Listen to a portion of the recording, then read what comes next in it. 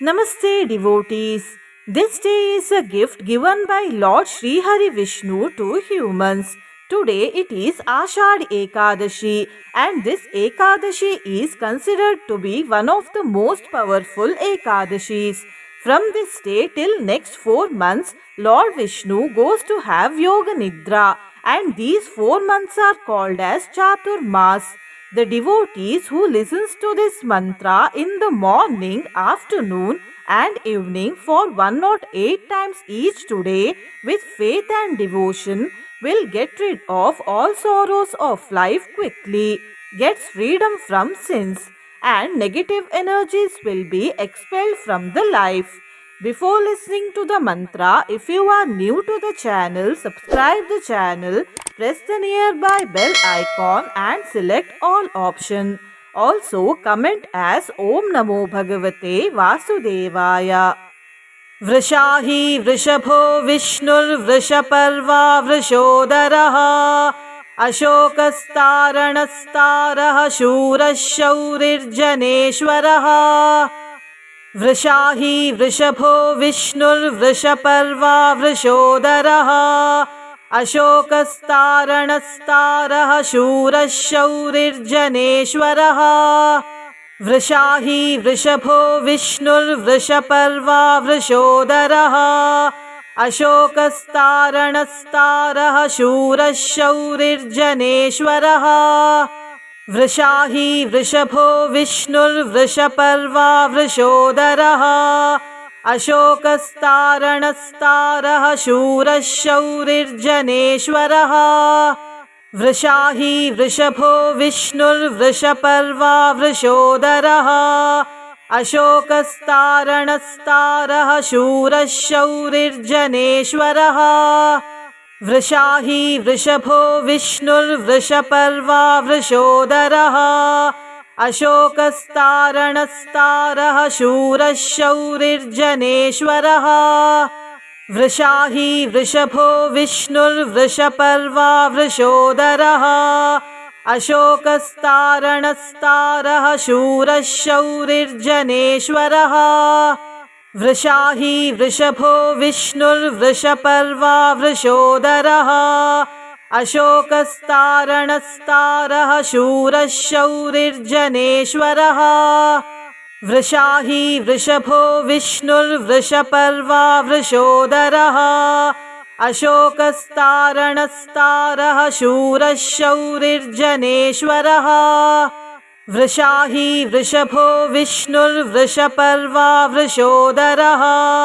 Ashokastaranastaraha Shurashaurirjaneshwaraha Vrishahi Vrishabho Vishnur Vrishaparva Vrishodaraha Ashokastaranastaraha Shurashaurirjaneshwaraha Vrishahi Vrishabho Vishnur Vrishaparva Vrishodaraha Ashokastaranastaraha Shurashaurirjaneshwaraha Vrishahi Vrishabho Vishnur Vrishaparva Vrishodaraha Ashokastaranastaraha Shurashaurirjaneshwaraha Vrishahi Vrishabho Vishnur Vrishaparva Vrishodaraha Ashokastaranastaraha Shurashaurirjaneshwaraha Vrishahi Vrishabho Vishnur Vrishaparva Vrishodaraha Ashokastaranastaraha Shurashaurirjaneshwaraha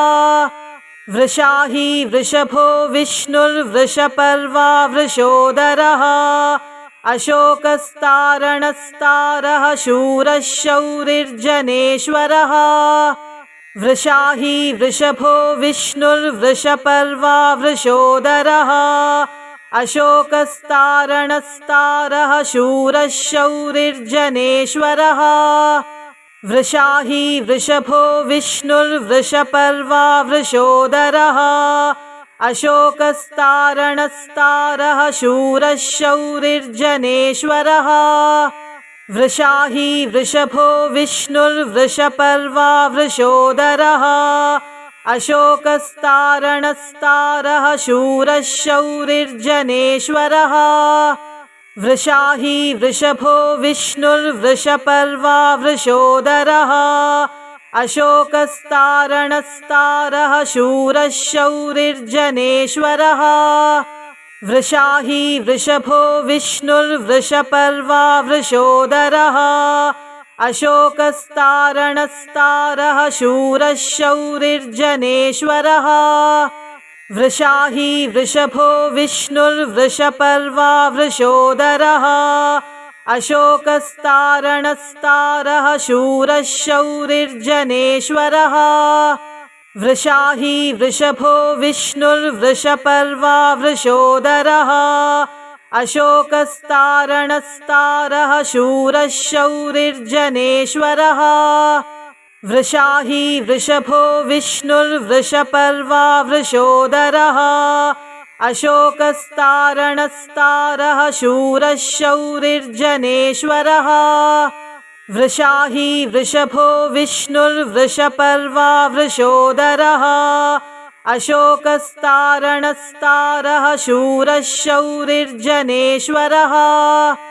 वृषाही वृषभो विष्णुर्वृषपर्वा वृषोदरः अशोकस्तारणस्तारः शूरः शौरिर्जनेश्वरः वृषाही वृषभो विष्णुर्वृषपर्वा वृषोदरः अशोकस्तारणस्तारः शूरः शौरिर्जनेश्वरः वृषाही वृषभो विष्णुर्वृषपर्वा वृषोदरः अशोकस्तारणस्तारः शूरः शौरिर्जनेश्वरः वृषाही वृषभो विष्णुर्वृषपर्वा वृषोदरः अशोकस्तारणस्तारः शूरः शौरिर्जनेश्वरः वृषाही वृषभो विष्णुर्वृषपर्वा वृषोदरः अशोकस्तारणस्तारः शूरः शौरिर्जनेश्वरः वृषाही वृषभो विष्णुर्वृषपर्वा वृषोदरः अशोकस्तारणस्तारः शूरः शौरिर्जनेश्वरः वृषाही वृषभो विष्णुर्वृषपर्वा वृषोदरः अशोकस्तारणस्तारः शूरः शौरिर्जनेश्वरः वृषाही वृषभो विष्णुर्वृषपर्वा वृषोदरः अशोकस्तारणस्तारः शूरः शौरिर्जनेश्वरः वृषाही वृषभो विष्णुर्वृषपर्वा वृषोदरः अशोकस्तारणस्तारः शूरः शौरिर्जनेश्वरः वृषाही वृषभो विष्णुर्वृषपर्वा वृषोदरः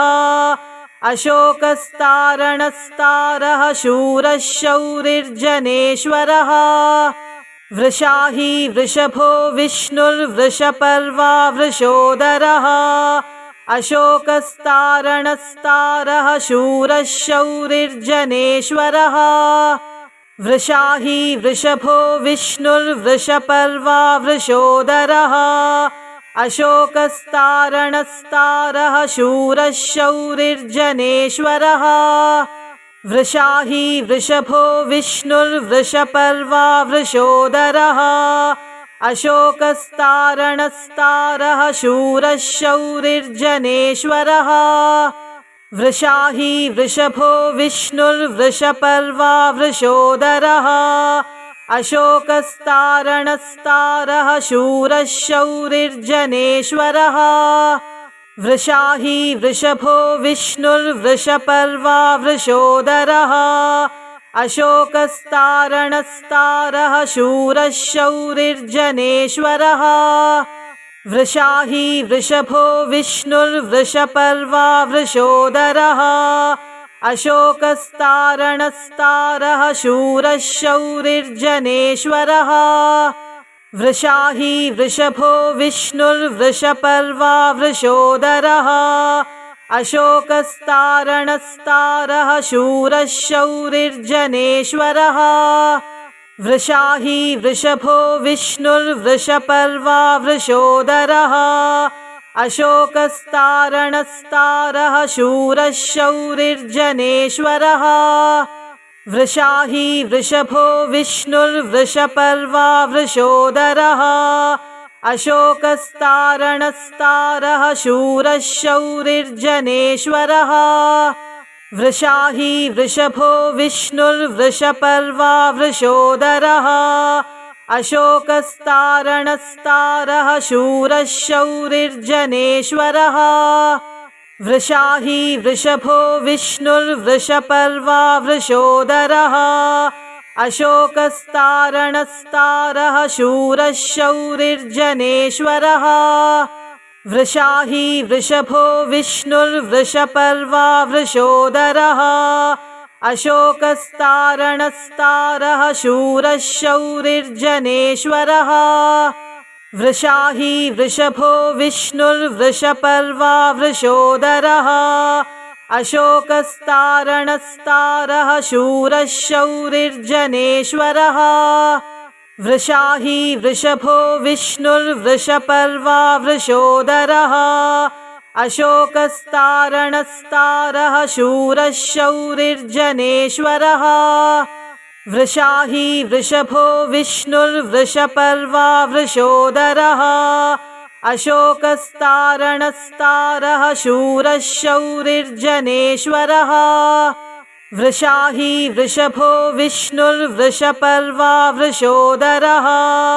अशोकस्तारणस्तारः शूरः शौरिर्जनेश्वरः वृषाही वृषभो विष्णुर्वृषपर्वा वृषोदरः अशोकस्तारणस्तारः शूरः शौरिर्जनेश्वरः वृषाही वृषभो विष्णुर्वृषपर्वा वृषोदरः अशोकस्तारणस्तारः शूरः शौरिर्जनेश्वरः वृषाही वृषभो विष्णुर्वृषपर्वा वृषोदरः अशोकस्तारणस्तारः शूरः शौरिर्जनेश्वरः वृषाही वृषभो विष्णुर्वृषपर्वा वृषोदरः अशोकस्तारणस्तारः शूरः शौरिर्जनेश्वरः वृषाही वृषभो विष्णुर्वृषपर्वा वृषोदरः अशोकस्तारणस्तारः शूरः शौरिर्जनेश्वरः वृषाही वृषभो विष्णुर्वृषपर्वा वृषोदरः अशोकस्तारणस्तारः शूरः शौरिर्जनेश्वरः वृषाही वृषभो विष्णुर्वृषपर्वा वृषोदरः अशोकस्तारणस्तारः शूरः शौरिर्जनेश्वरः वृषाही वृषभो विष्णुर्वृषपर्वा वृषोदरः अशोकस्तारणस्तारः शूरः शौरिर्जनेश्वरः वृषाही वृषभो विष्णुर्वृषपर्वा वृषोदरः अशोकस्तारणस्तारः शूरः शौरिर्जनेश्वरः वृषाही वृषभो विष्णुर्वृषपर्वा वृषोदरः अशोकस्तारणस्तारः शूरः शौरिर्जनेश्वरः वृषाही वृषभो विष्णुर्वृषपर्वा वृषोदरः अशोकस्तारणस्तारः शूरः शौरिर्जनेश्वरः वृषाही वृषभो विष्णुर्वृषपर्वा वृषोदरः अशोकस्तारणस्तारः शूरः शौरिर्जनेश्वरः वृषाही वृषभो विष्णुर्वृषपर्वा वृषोदरः अशोकस्तारणस्तारः शूरः शौरिर्जनेश्वरः वृषाही वृषभो विष्णुर्वृषपर्वा वृषोदरः अशोकस्तारणस्तारः शूरः शौरिर्जनेश्वरः वृषाही वृषभो विष्णुर्वृषपर्वा वृषोदरः अशोकस्तारणस्तारः शूरः शौरिर्जनेश्वरः वृषाही वृषभो विष्णुर्वृषपर्वा वृषोदरः अशोकस्तारणस्तारः शूरः शौरिर्जनेश्वरः वृषाही वृषभो विष्णुर्वृषपर्वा वृषोदरः अशोकस्तारणस्तारः शूरः शौरिर्जनेश्वरः वृषाही वृषभो विष्णुर्वृषपर्वा वृषोदरः अशोकस्तारणस्तारः शूरः शौरिर्जनेश्वरः वृषाही वृषभो विष्णुर्वृषपर्वा वृषोदरः अशोकस्तारणस्तारः शूरः शौरिर्जनेश्वरः वृषाही वृषभो विष्णुर्वृषपर्वा वृषोदरः अशोकस्तारणस्तारः शूरः शौरिर्जनेश्वरः वृषाही वृषभो विष्णुर्वृषपर्वा वृषोदरः अशोकस्तारणस्तारः शूरः शौरिर्जनेश्वरः वृषाही वृषभो विष्णुर्वृषपर्वा वृषोदरः अशोकस्तारणस्तारः शूरः शौरिर्जनेश्वरः वृषाही वृषभो विष्णुर्वृषपर्वा वृषोदरः अशोकस्तारणस्तारः शूरः शौरिर्जनेश्वरः वृषाही वृषभो विष्णुर्वृषपर्वा वृषोदरः अशोकस्तारणस्तारः शूरः शौरिर्जनेश्वरः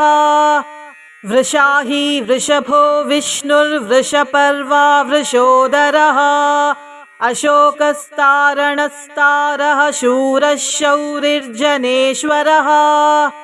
वृषाही वृषभो विष्णुर्वृषपर्वा वृषोदरः अशोकस्तारणस्तारः शूरः शौरिर्जनेश्वरः